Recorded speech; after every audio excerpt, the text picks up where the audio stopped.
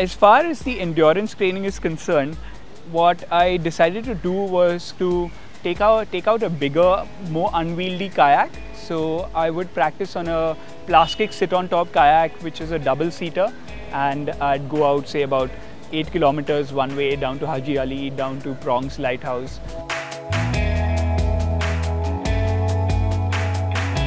Regarding the technique and safety, I had to undergo a bit of training on that. So I decided to acquaint myself with a technique called roll.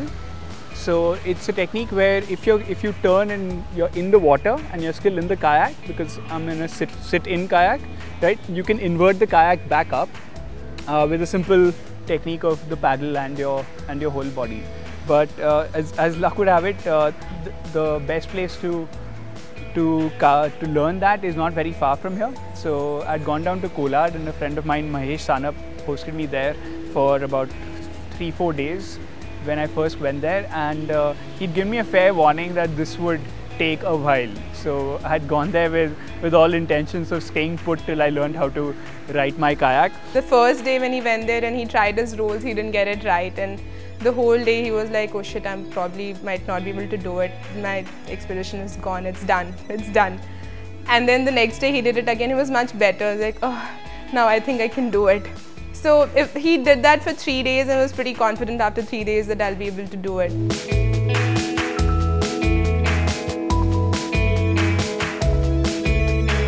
So that in itself really bolstered my confidence on the whole expedition, which till that day I felt was hanging on a knife's edge, you know.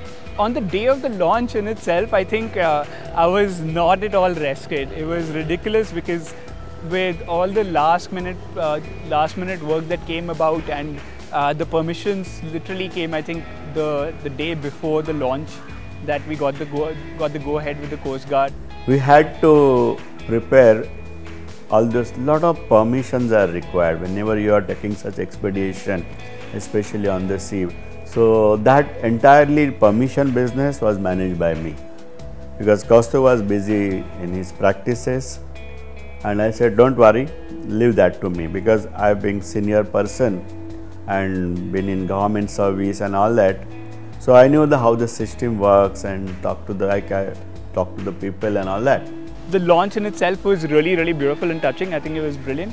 It was a very, very simple thing. We didn't do anything fancy, because earlier Dad was like, okay, you know, we should have a stage, and there should be like we should call some people over, and there should be like a ribbon cutting or something.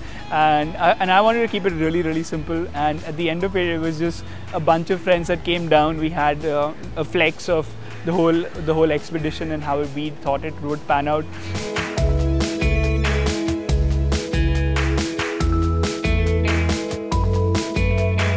That was the first part, and then the second part of it was Magic Bus. The children from Magic Bus showed up there. So we had about 20 or 30 children that had come down there just at 6:30 in the morning on a Saturday. And that was really touching, because incidentally it was also Magic Bus's 16th anniversary. So I think I timed that perfectly well. So these kids had come down, and then we were singing and we were chanting, and we cut this cake there for the Magic Bus birthday. So all in all, it was really good fun. And when it came time to leave, Mom and my aunt actually had this little ceremony of praying and worshipping the kayak, all of that jazz. And finally, it was time to leave.